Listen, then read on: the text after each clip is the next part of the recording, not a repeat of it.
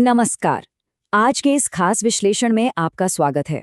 देखिए, हर रोज सुबह अखबारों के पहले पन्ने ना दावों और शोर शराबे से बिल्कुल भरे होते हैं। इतनी सारी ब्रेकिंग न्यूज और हेडलाइंस के बीच जो असली मुद्दे हैं वो अक्सर कहीं दब से जाते हैं। तो आज हमारा मकसद बिल्कुल साफ है, इस रोजमर्रा के शोर को कम करना और उन बड़े मैक्रो ट्रेंड्स को डिकोड करना जो सच में भारत और पूरी दुनिया की दिशा तय कर रहे हैं, बिना किसी पक्षपात के, बिल्कुल स्पष्ट तरीके से। तो चलिए, बिना देरी किए आज की हेडलाइंस को डिकोड करना शुरू करते हैं। आज की इस अस्त व्यस्त न्यूज फीड को हमने एक बहुत ही क्लियर स्ट्रक्चर में बांटा है। आज का हमारा एजेंडा है, सबसे पहले द इकोनॉमिक बैलेंसिंग एक्ट, उसके बाद हम बात करेंगे हेल्थ और क्लाइमेट प्रेशर्स की, फिर देखेंगे बदलती वैश्विक कूटनीति यानी शिफ्टिंग ग्लोबल अलायंसेस, और आखिर में द डेली रैप। तो आइए सबसे पहले सेक्शन से शुरुआत करते हैं, द इकोनॉमिक बैलेंसिंग एक्ट। अब इसे देखिए, ये समझना बहुत जरूरी है कि कैसे महज एक हफ्ते के भीतर आम इंसान को महंगाई के लगातार झटके लगे हैं। जरा इस टाइमलाइन पर गौर कीजिए। 15 मई को पेट्रोल डीजल सीधा 3 रुपए महंगा हुआ। ठीक 4 दिन बाद 19 मई को 90 पैसे और बढ़ गए, और फिर 22 मई आते आते 87 से 91 पैसे की और बढ़ोतरी। मतलब पेट्रोल पंप पे जो सीधा असर आम इंसान की जेब पर पड़ रहा है ना, ये उस तात्कालिक महंगाई का एकदम स्पष्ट उदाहरण है। लेकिन कहानी का दूसरा पहलू इससे बिल्कुल अलग है। एक तरफ जहां हम और आप पेट्रोल के कुछ रुपयों की बढ़ोतरी का बोझ उठा रहे हैं, वहीं दूसरी तरफ आरबीआई यानी रिजर्व बैंक ऑफ इंडिया ने वित्तीय वर्ष 2026 के लिए सरकार को 2.86 लाख करोड़ रुपए, जी हां, 2.86 लाख करोड़ का रिकॉर्ड सरप्लस ट्रांसफर करने की मंजूरी दी है। इसे कहते हैं एक बहुत बड़ा मैक्रो इकोनॉमिक विंडफॉल। ये विरोधाभास अपने आप में कमाल का है कि कैसे एक तरफ छोटे स्तर की आर्थिक चुनौतियां हैं और दूसरी तरफ राष्ट्रीय स्तर की ये विशाल आंकड़े एक ही समय पर सामने आ रहे हैं। अब प्रत्यक्ष विदेशी निवेश या एफडीआई की ही बात कर लेते हैं।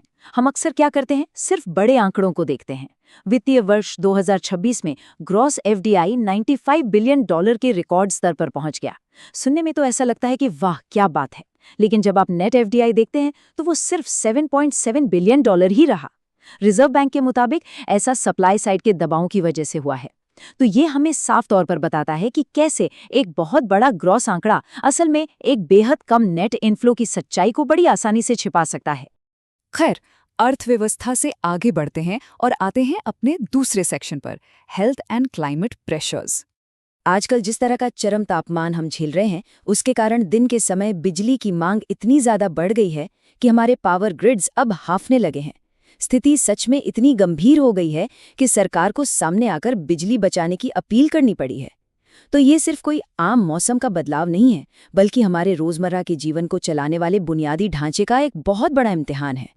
दिन की चिलचिलाती धूप तो खैर हम सबको पता ही है, लेकिन क्या आपने हॉट नाइट्स यानी गर्म रातों के बारे में सोचा है? ये एक बेहद खतरनाक जलवायु संकट है।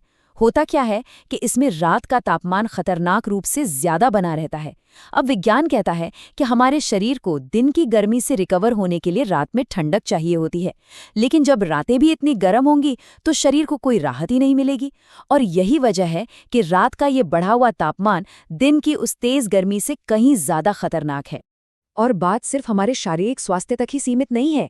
मेडिकल जर्नल लैंसेट के एक हालिया अध्ययन के आंकड़े देखिए।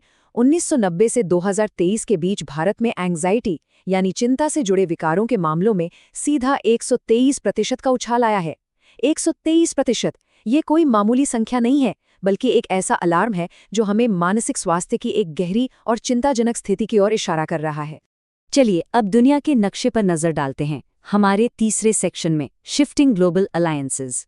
तेजी से बदलती इस कूटनीति को समझने के लिए हमें दो बड़े गठबंधनों पर गौर करना होगा। एक तरफ भारत और अमेरिका के रिश्ते हैं जो लगातार मजबूत हो रहे हैं। 26 मई को होने वाली क्वाड की अहम बैठक और अमेरिकी सीनेटर मार्को रूबियो की प्रधानमंत्री मोदी से मुलाकात इसके ताज़ा उदाहरण हैं। वहीं दूसरी तरफ रूस और चीन की वो मशहूर नो लिमिट्स साझेदारी है, लेकिन इसमें एक बहुत दिलचस्प पेंच है। इस साझेदारी में असंतुलन बढ़ता ही जा रहा है। रूस अब पहले से कहीं ज्यादा चीन पर निर्भर होता जा रहा है। लेकिन रुकिए, ऐसा नहीं है कि भारत अमेरिका के रिश्ते बिल्कुल परफेक्ट हैं। भले ही कोर्ट जैसे मंचों के जरिए गठबंधन मजबूत हो रहा हो, लेकिन जानकारों का मानना है कि दोनों के बीच एक बड़ी फॉल्ट लाइन भी मौजूद है।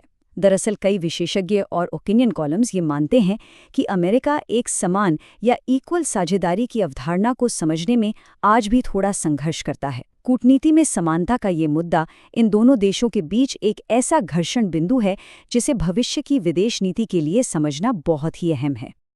और अब वक्त है दिन की कुछ और बड़ी खबरों को फटाफट समेटने का, हमारे आखिरी सेक्शन में द डेली रैप। तो आज के कुछ और तेज अपडेट्स पर नजर डालते हैं जो हर क्षेत्र को कवर कर रहे हैं। खेल की दुनिया से खबर है कि आईपीएल 2026 में सनराइजर्स हैदराबाद ने रॉयल चैलेंजर्स बैंगलोर को 55 रनों से हराकर पॉइंट्स टेबल में टॉप पोजीशन हासिल कर ली है। वहीं रक्षा के क्षेत्र में डीआरडीओ ने बिल्कुल स्वदेशी तकनीक से बनी अपनी नई ड्रोन लॉन्च मिसाइल ULPGM-V3 की अहम जानकारियां साझा की हैं। और कॉर्पोरेट जगत की बात करें तो मुंबई में टीसीएस यौन उत्पीड़न मामले में चार्जशीट दाखिल कर दी गई है। मतलब हर मोर्चे पर चीजें बहुत तेजी से बदल रही हैं। और अंत में हम आज का यह विश्लेषण एक ऐसे गहरे सवाल के साथ खत्म कर रहे हैं जो इस वक्त सुप्रीम कोर्ट में गर्मागर्म बहस का मुद्दा बना हुआ है। सवाल ये है, क्या उन लोगों को आरक्षण का लाभ मिलता रहना चाहिए जो इसके जरिए पहले ही सामाजिक और आर्थिक सीढ़ी चढ़ चुके हैं? यह एक ऐसा सवाल है जो हमारी सामाजिक गतिशीलता, राजनीति और पहचान से जुड़े पुराने विचारों को एक सीधी चुनौती दे रहा है। आप इस बारे में क्या सोचते हैं? इसी विचारोत्तेजक सवाल के साथ हम आपको छोड़े जाते हैं। आज के इस विश्लेषण में हमारे साथ जुड़ने के लिए आपका बहुत बहुत धन्यवाद।